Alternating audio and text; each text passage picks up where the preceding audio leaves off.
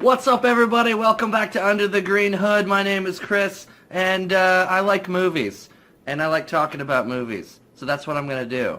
Usually in the Under the Green Hood videos that I do, it's sometimes review-style stuff, sometimes just vlog stuff. Seems like more often than not lately it's been a lot of movie stuff. Because I'm obsessed with movies. I love going to the theater. I love watching movies. That's what I do in my free time. A lot of times people are like, you know, the series that you need to watch, and I'm like, well, if I'm not, you know, recording or streaming or editing, it's basically movies, like films and not like series that I keep up with.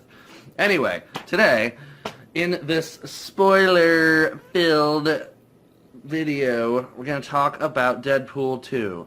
I was really excited about it, and I just watched it in the theater, and spoilers. And then I'm going to talk about a little bit spoilers, and if you guys haven't if you haven't seen the movie, then don't watch the rest of this video, because you're going to get spoilers.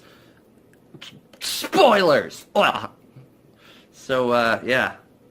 As per usual, I've got my big page of spoilers that I'm going to be peeking at every now and then to get my notes and get my thoughts, and I'm going to let you guys know how I feel about it. So, get ready. Don't watch after this moment. Spoilers. Yeah, okay. So, first of all, I'm going to go ahead and just say that I am not a big fan of Deadpool in the comics. I feel like he's very overpowered, and the fact that he can talk to the audience makes him seem strange. It makes him seem like he doesn't belong in a universe with other mutants and heroes and things like that. Even though they've all got their own weird things, it just seems to me like he's just a separate entity in the comics. Like he sort of feels like he doesn't really belong. He doesn't really feel like he belongs in any of that those universes and stuff. And he feels like in these movies he's in a very strange. He's in a strange box in between the X-Men and the Marvel Cinematic Universe, and he exists in this weird little box right here, and it doesn't feel like it quite fits. But anyway, I really enjoy Ryan Reynolds in these live-action, cinematic, beautiful nonsense movies. I think the movie Deadpool is fantastic, and I want them to make a whole bunch more. People were talking about them being like making it into a trilogy. I don't want a trilogy. I want this to just keep going. Just keep on making them. Just do it. You're gonna keep making money. What are you doing? You're gonna stop at number 3?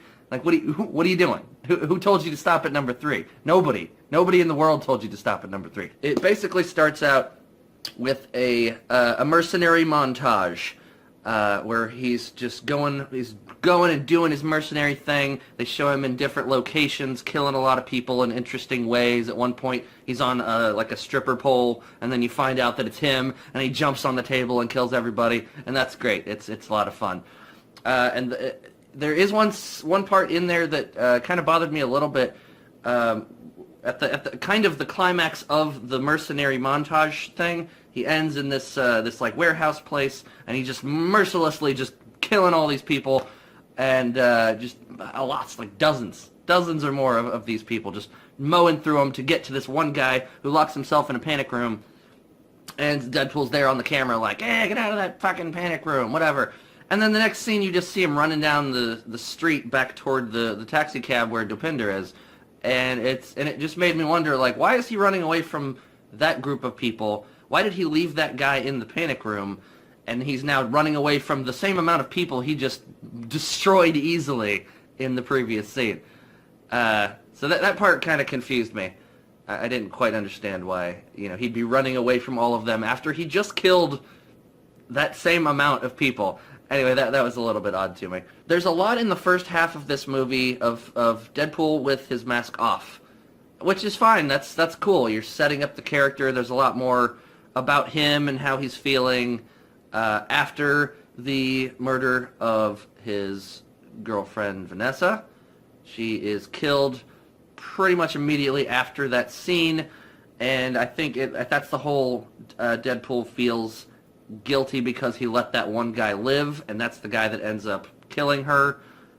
So he's all depressed. and he decides he's going to kill himself, so he he does a bunch of cocaine. He goes back to the house. He goes back to the house where Al is, Blind Al, and he opens up the floorboard. And just true to the old to what he said in the last movie, underneath the floorboard of this house is a bunch of bags of cocaine with his name on it, and something that says the cure for blindness right there in underneath the floorboards. And I thought that was hilarious. That they did that. Anyway, he basically talks to Al for a minute and then does a fucking bunch of cocaine and decides to kill himself by laying on a bunch of explosive barrels and flicking a lit cigarette into it. Blows himself to pieces.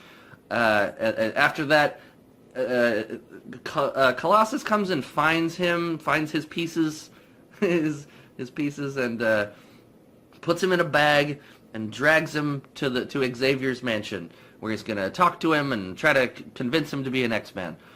And that made me wonder, like, in this universe, as long as Deadpool has his head, he can come back. In the comic universe, he can basically be a puddle. He can just be, like, nothing, and still find a way to regrow. But in the cinematic universe, it seems like as long as his head is basically intact, then everything would regrow from that. But it made me wonder, like, what's in the bag, Colossus? Like, did you put the pieces, like, back? Like, did you put his arm back where it would be? Did you put, like, his torso back, underneath his head? And does that help the regrowth process? So yeah, I have questions about how exactly they're handling his powers in this. So there's a big extended scene where he's hanging out in the mansion with Colossus, and he's regrown himself, and he's depressed and he's angry, and he's just chilling with his mask off, talking to Colossus, just venting and being mopey and all that kind of stuff, and riding around in Xavier's chair and like knocking statues over and shit. I think that's something that he does. And then there's a great scene where he's all pissed off, and he's like, how the fuck am I always I'm in this giant mansion, and all I see are you motherfuckers? Like, it's just Colossus and fucking Negasonic Teenage Warhead, and she has a girlfriend in this one, by the way. But I was really kind of disappointed that she didn't get more lines in this movie. And my theory about that, sorry, I'm getting a little off track here, but my theory about her not having as many lines is that there were so many characters in this movie, and she had become more of a big star since the first one, that it might have been more expensive if she had a bigger part to play in the movie, because she doesn't do a whole lot, she doesn't say a whole lot, but she has this new girlfriend who is a mutant that lives at the mansion with them, and her name's Yuki, I believe. And that's all side shit. Anyway, Deadpool's just bitching, and he's like, "How come it's only you two that I see in this giant freaking mansion?" And there's like behind them is a room with like Beast and Quicksilver and some of the others. It was a quick moment. I didn't quite catch who all was there, but like a bunch of the X-Men from this current universe are like in a room, and they're just like, they just close the door because they don't want to be a part of this Deadpool bullshit.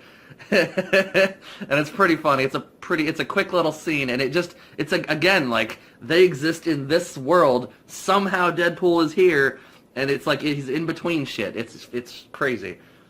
There's also a funny little moment at the very, very beginning where this is also a spoiler for Logan, that there's like this little, like a little wind-up music box thing, and it's got the dead old man Logan like on impaled on a tree thing, and he winds it up, and it like plays a little song as the Logan spins around on his death spike thing. It's crazy. Deadpool decides that he is going to give it a shot to be an X-Man. So he's an X-Man in training. He wears this little trainee outfit, the little football looking cut off little jersey looking thing that you see from the trailers, and he goes, and that's where this is where you find the kid, this kid Russell, whose mutant name is Fire Fist, or I guess that's what he came up with. He's got fire powers in his hands, and he can throw fireballs and shit like that. He's been in this institution place where these people have been abusing him, and in the background what some people didn't notice, but I did, was that it's called the Essex House, Essex, and Essex, Nathaniel Essex, which I believe is what were making out the main bad guy of that thing, of the place where the kid was being tortured or whatever. That was supposed to be Nathaniel Essex, who was in charge of, in the comics, was basically he was Mr. Sinister. He was doing experiments on mutants and messing with their genetics and stuff like that, which actually makes sense that, for Cable to be in this movie, even though they flibbity-dibbit it. They did a weird thing with it, but it's kind of cool that they at least like put that in there, because in the comics, Essex Sinister is the one that infects baby Cable with the technovirus, which in this movie they don't do. The technovirus is not a thing. Cable is just some guy from the future that wants to kill this kid, because the kid in the future he gets all murderous, he gets murdery, and he goes on a rampage and kills Cable's wife and daughter, and it felt very, very Looper-ish. That part of it felt very much like the movie Looper, where like the little kid that has like telekinetic abilities, eventually, like if his future stays the way it is, then he will grow up to be this crazy, kill everybody madman. And it kind of reminded me of that a little bit. You guys like my beautiful green hair? Put a lot of shampoo in it. Taking this shit off. Too hot for that shit.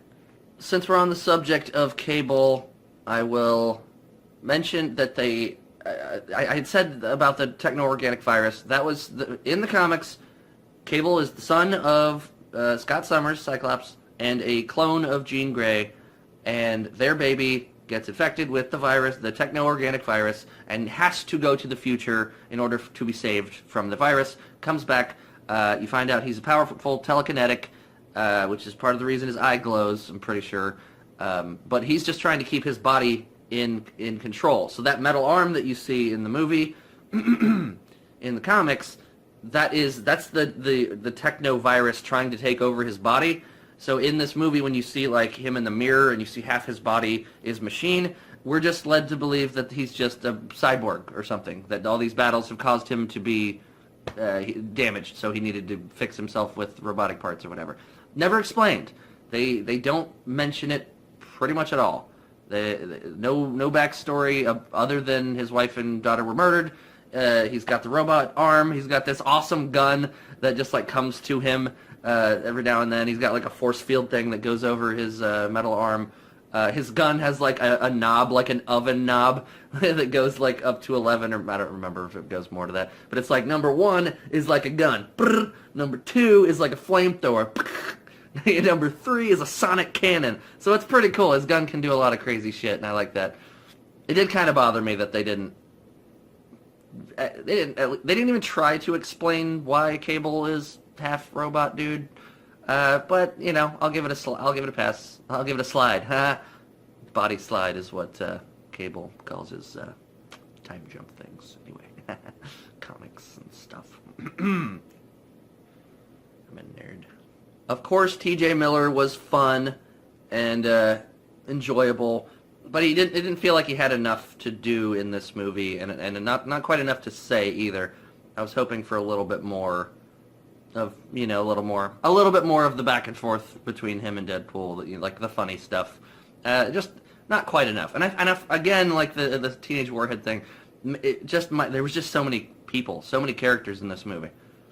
Since I got into how many people are in this movie, and they did a pretty good job giving everybody a little bit of time, I'm going to go ahead and talk about some of the other characters that were in it. Deadpool and T.J. Miller decide they're going to get a super group together to stop Cable from killing the kid. Shatterstar, who I already knew about, and I'm glad that they mentioned that he came from Mojo World. They ask him in the movie, what does that mean? He says, I'm from Mojo World. What does that mean? And he says, well, basically, I'm better than you at everything.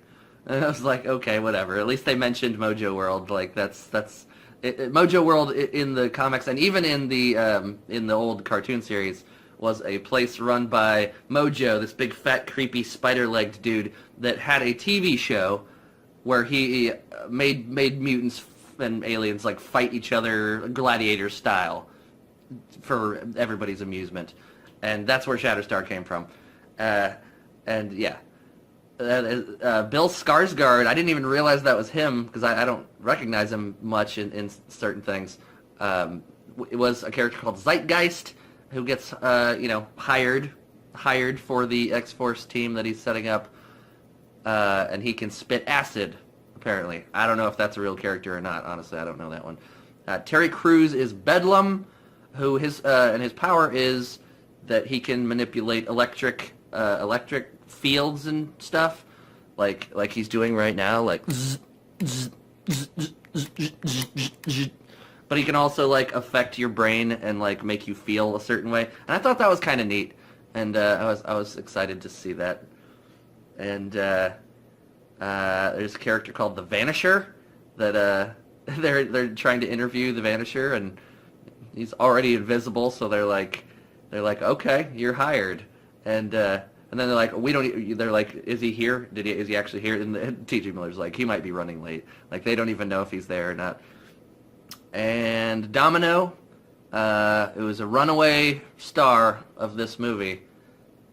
Just a really good, charismatic character, and she's got her power is luck, and her and Deadpool have a big back and forth where Deadpool's like, luck is not a power. She's like, yeah, it is, and he's like, no, it's not. And then, yeah, it is. And then we find out later that it is because she's very, very lucky. And there's an amazing scene that I'll talk about in just a moment. And Peter, we get the character Peter. He's just a guy. He's just some dad, some soccer dad looking guy, and he's just like doesn't have any powers. He's just there because he wanted to be a part of something, and he thought that'd be fun. And he's just a dude. So then we're treated to this scene where the X-Force, as Deadpool has deemed them, is jumping out of the plane, or jumping out of their aircraft to go stop Cable from killing the kid. They're on the road. They've got all these mutants, these mutants that have been in prison. They're in a big convoy trailer train thing on the road, and they're taking them to a new facility or something. And they know that Cable's coming to kill the kid, and so X-Force jumps out of the plane after Peter tells them that there's bad wind conditions for this, and Deadpool's like, nah, fuck that, whatever, we're doing this thing, let's go. And they jump out of the plane, and the Vanisher is invisible, so all you see is this little backpack floating, and his parachute pack floating down. And turns out there's bad wind conditions. All the characters are flying around. Domino, because she's lucky, ends up landing exactly like where she needs to be, on like right into the cab of the truck thing. Everybody else just gets ridiculously killed immediately. Shatterstar comes down on a helicopter that's getting ready to take off, and he's got like green blood everywhere. I don't know if his blood is green, but there's a bunch of green blood splattered everywhere. Terry Crews as Bedlam, he like lands like right in front of a bus and just gets smashed by a bus, and he dies. Zeitgeist lands somewhere where he ends up in like a wood chipper, and somebody like tries to save him and they can't, and he just gets fucking wood chipped. Peter lands.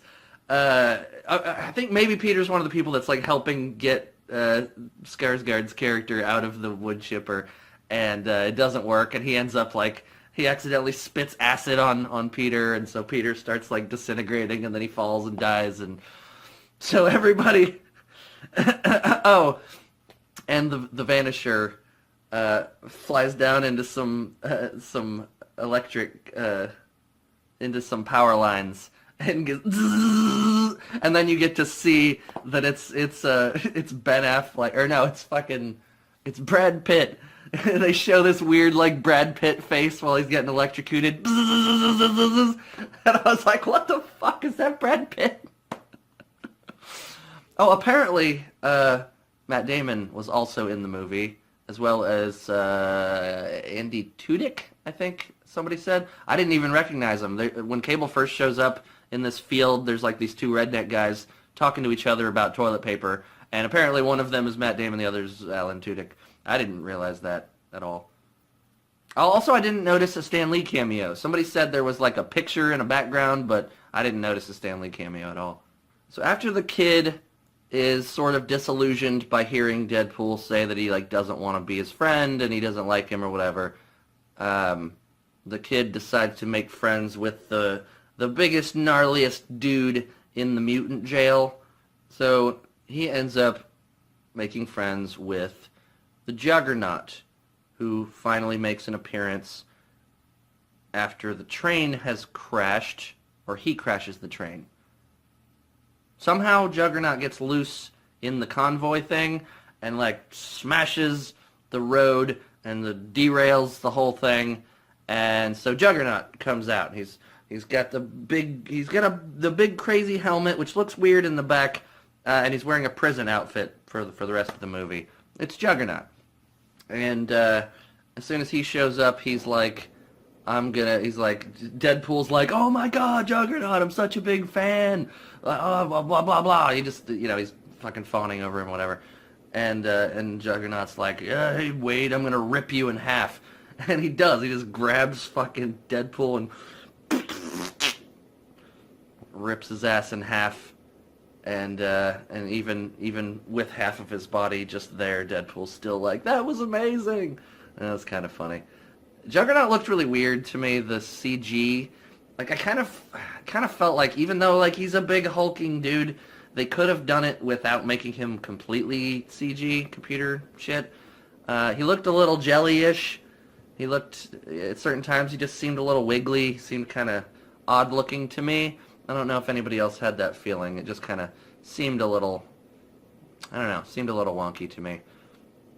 But that was cool. Oh, and also, one of the reasons why I thought that Juggernaut was going to be in this movie was because I heard that Black Tom Cassidy was going to be in it, or they had already like picked an actor to play Black Tom Cassidy, who's in the movie, but has no relation to Juggernaut. And I didn't even remember this, but apparently Cassidy and Juggernaut like worked together in the comics or something. I don't remember any of that stuff. But that was sort of a hint that Juggernaut was going to be in that. But they don't even make mention. I'm pretty sure I didn't notice them make mention of them actually like working together or anything. So with Juggernaut teaming up with the fire kid, Cable decides that he needs help. He needs to, since the Juggernaut has been released, Cable decides that he is going to need Deadpool's help and the help of whoever else is available and willing.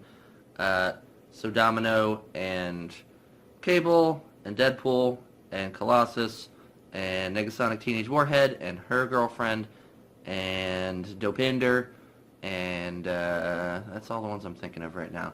They are the final team, the ones that are going to put up the final struggle to keep the kid from committing his first murder, which leads him into being crazy and killing everybody, including Cable's family.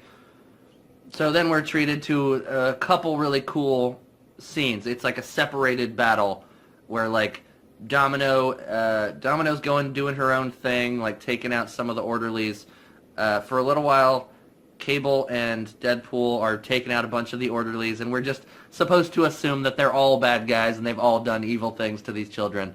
So they're just taking them out one by one. No, you get to see Colossus fight dirty, and it's a great scene. Like when Colossus finally is like, "It is time to fight dirty, to throw down." Like he goes at it. He's like punching Juggernaut in the dick and fucking like pulling out nasty moves and sticks a fucking spike in his eye and shit. And it's pretty cool. It's a pretty cool scene. Juggernaut like punches Colossus and he loses one of his metal teeth. I don't even know how that fucking happens. But that's a really cool scene. And one part in that I didn't like was Deadpool gets a spike, like basically the same kind of spike, like a fence spike that got broken off, the same kind of spike that Colossus put into Juggernaut's eye. Somehow it gets in Deadpool's head. So almost at the exact same moment in this movie as it did in the last movie, he gets a sharp object through the head, and he gets all fuzzy, and it leads to a little goofy, like, lovey scene between him and Colossus, instead of him and Vanessa like it was in the last one. That bothered me a little bit, because it's like, we saw this exact same thing in the last one. This movie has a lot of the same movie beats. It has a lot of the same beats as the other one.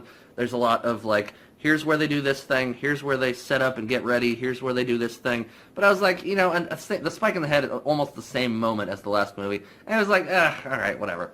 There's a wonderful moment where, right after Deadpool gets ripped in half by Juggernaut, he's been taken away. He's fine. But he's regrowing, which makes me wonder about like what happened to his legs. Did his legs or other body parts regrow? It's just the part that's connected to his head. Whatever, I don't care. He's growing his body back. He's half of a person, and he's growing his body back, and he's got these little baby legs. And like T.J. Miller and other characters are there, and they're like, "This is fucking weird. And he's like, and they're all talking about his baby dick, like it's just hanging out. He's just seeing it. I didn't see a baby dick. It looked like just a shadow thing to me. I just thought it was funny that they were talking about it, and he had these little baby legs, and he's just like, what's wrong, guys? He crosses his leg. He does a little Basic Instinct thing and fucks with Cable, shows him his baby dick, whatever. And then he like walks up to Cable on his little baby legs and like shakes his hand, and it's really funny. That's a big funny moment. So toward the end of the big final battle with Juggernaut and Fire Fist Boy, who I didn't really like all that much, honestly. I didn't really care for the way that they did that character. I don't know if it's the actor, if it's that kid that I don't quite like, or maybe it was just the way it was written or whatever, but it didn't really work for me all that much. The movie worked for me, but that character done in that way didn't quite work for me. So Deadpool decides to sacrifice himself for the kid, to show the kid that some people are good and can be trusted, and don't turn into an evil guy, basically. So he gets a bullet. Deadpool jumps in front of a bullet shot by Cable. I almost thought that they were going to let him do it. At some point, I was like on the edge, on the border of like, are they going to let Cable actually shoot this kid? I kind of thought they were actually going to go that way. But Deadpool jumps in front of the bullet, saves the kid. Kid decides it's not worth being a murderous piece of shit. And at that moment, Deadpool puts on a collar to make sure that he's not going to come back to life, because he wants to die. And when he puts on this little mutant power inhibitor collar, it makes his powers turn off, which makes his cancer comes back. So he's going to die. He's got a bullet in him, and he's dying of cancer. So there's this big scene where Deadpool's laying on the ground, and they're all, weepy and like, oh, Wade, you did this thing for, good cause, and he's about to die. And it goes on really, really long. Like, longer than it should, even comedically, in my opinion. Jokes that get carried on too long, it's supposed to be, that's the joke, is that, like, it goes on so long, that's why it's funny. But a lot of times, to me, that stuff doesn't work, because it just goes on too long, and I'm like, either do it or don't do it. Like, I get the joke, just move on, do the thing, do the next thing. And so, like, he's laying there, and he's like, oh no, I'm not dead yet, and then makes a couple more jokes, and then, oh, I'm not dead, make a couple jokes, oh, I'm not dead. He does that like 3 or 4 times, and at the end I was just like, just do it already, just fucking die.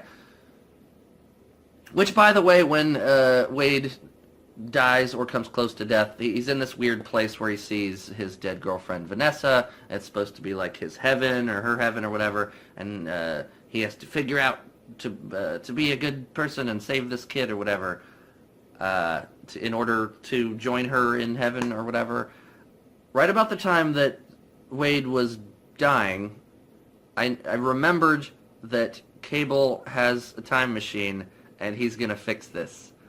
And that's exactly what happens next. Cable has one more time jump. He was gonna use it to go back to his time with his family after the reality changed. We find out that the reality changed once the kid decided that he was going to not kill everybody, whatever. So Cable knew that his family was going to be safe. He could have gone back there and left Deadpool dead.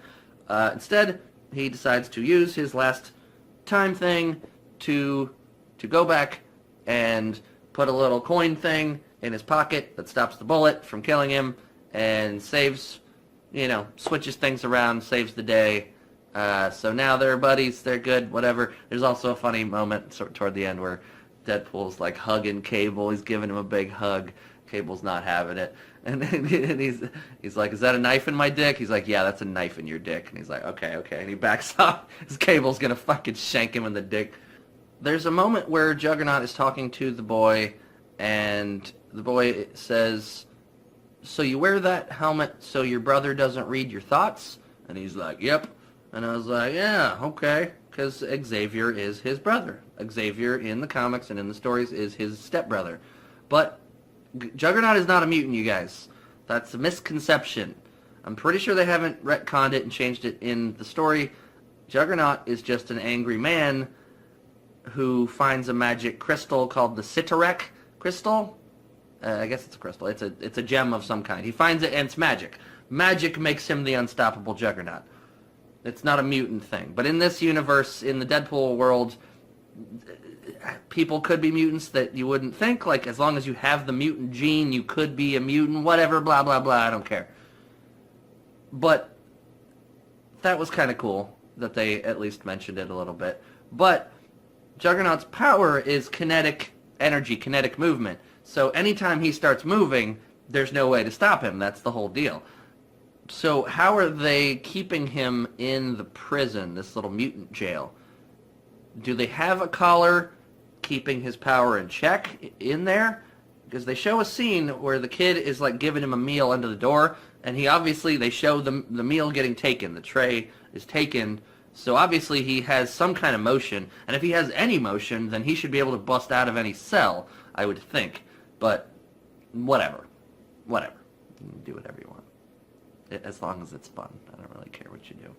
Toward the end, Deadpool is covered in ash, making his suit look like gray and black, which I thought was kind of possibly like an homage to the other suit, the other uniform that Deadpool wears when he's working with X-Force. At some point, Wolverine and Deadpool both have a black and gray costume, and Deadpool has red eyes, I believe. And I thought that was sort of supposed to be like a hint at something, or maybe just to, like I said, just to pay homage or whatever. As they're all walking away, all buddy, Cable and Domino and Deadpool and Colossus and Teenage Warhead, they're all walking away as a group of friends walking away, and the bad guy Essex, torturer, warden, headmaster, whatever the fuck he is, he's in the background screaming like, "You mutants are gonna burn in hell, you're an atrocity," and blah, blah, blah. And Dopinder and the cab just come flying through the bushes and just splatter his ass. And then Dopinder gets out of the taxi and he's like, "I want more!"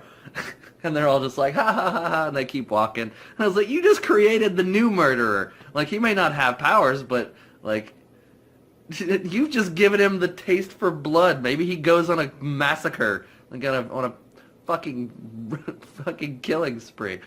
Whatever. That was funny. By the way, some people may not have caught it, but during the fight where when Juggernaut is finally getting his butt kicked by the dudes. Which also that's a part of the fun Colossus scene. Like one of them binds his legs, the other one like pushes him after Colossus has shoved an electric wire up his ass. like he rips down his pants and shoves this like live electric wire up his asshole, and then they push him into the pool, and he's like, he gets electrocuted. But what you might not have noticed is after they walk away, in the corner of the screen, you see Juggernaut coming out of the pool. So he may or may not be in another movie, whatever. They could if they wanted to. I don't really care if he comes back or not. So we get to the final credits stuff. And there are mid-credits scenes. There's not post-credits scenes. If you want to stay till the end, you're not going to have a scene, but you're going to have an extended version of the Juggernaut song that plays when he's kicking ass. And it's, I believe it goes like this. You can't stop this, motherfucker! The Juggernaut! Holy shit balls! Holy shit balls! Holy shit! It's something like that, and so that you get the whole version of that song at the end. But before that, there's like 4 or 5. I can't remember all of them. I think I'm missing one. Anyway, so first scene, Teenage Warhead and her girlfriend are working to fix Cable's time thing. Somehow they know how to fix time machines. So, okay, whatever. And they give it to Deadpool. And Deadpool goes back and saves Vanessa immediately. And then he goes into the old Wolverine Origins movie in a moment where the old Deadpool character that looked terrible with the mouth and the blade arms and teleportation, that thing, he goes back in time and shoots him in the head as old Wolverine footage from the movie guy is standing there staring, and Deadpool's just like making jokes, and he's like, oh, you're welcome. He kills the old shitty Deadpool. And then he goes back again into he goes to a scene where you see Ryan Reynolds, actual Ryan Reynolds, at a desk holding the script for Green Lantern. And Deadpool shoots him in the head and then says, like, you're welcome, Canada. And I think there may have been 1 or 2 little bits at the end there that I didn't catch. So basically he just reversed, he just fixed a bunch of shit. Like, he just went back in time, saved his girlfriend, which probably changed the entire movie. Or it would have if it had, like, timeline consistency or whatever. And then does all that other goofy shit, which was hilarious and I loved.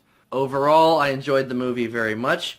It's hard for me to say if it was better than the first one or not. I'm leaning more toward not. I think the first one, in my opinion, was better. And I'm a little bit biased because when a first movie does so well, it kind of holds a certain standard that's hard to follow. Kind of like how I felt about the Avengers, the very first Avengers movie. That's kind of like impossible to top for me because seeing all of these awesome characters together in the ensemble final battle and just the movie itself I thought was done really well. It's hard for me to say any of the other Avengers movies was as good as that because I hold it to such a high standard. And that's kind of how I feel about this one. The Deadpool 2 was great. It was great. It was funny. It seemed like they were throwing out a lot of jokes. They were hitting a lot of the same marks that they did in the first one. Certain things hit, certain things were missed. They were really heavy on the references. I think more so than that was in the first one. Like this one was a lot of like I didn't catch a lot of them. Like they were just making references just every time Deadpool said something, and even a lot of the other characters every time they said something, it was a reference to a pop culture thing, and it was just all over the place, and I think they did that more in this one than they did in the last one. There was enough to really keep me involved and interested, and I really like I said with the Avengers thing, I really like ensemble like battles. I like big action scenes and lots of, seeing mutant powers and sci-fi elements and things like that. So this one had that more than the last one. The last one had great choreography in the final fight scene, but this one had a lot of people and other things, like 2 different battles happening with lots of characters, lots of powers and crazy shit going on, and I enjoyed that very much. It was enjoyable. The beginning of the movie kind of drags for me. It's a little the first The first half of the movie, or third to half of the movie, was a little slow, and I didn't feel totally engaged and excited, but the last half of the movie was great, and I liked it a lot. They subverted a lot of expectations. They put certain things in the trailers that didn't happen in the movie. They were trying to keep people guessing, and they did a good job, and I thought it was cool. And I recommend this movie very much. Maybe even more this time than I would have recommended the first Deadpool movie to younger audiences, because there's not, it's not the same amount of like nudity and sex. There was a little bit of sex and a little bit of nudity in the last one, and that was something that was a little more, in American society, that's more frowned upon than watching somebody rip somebody in half. You know what I'm talking about.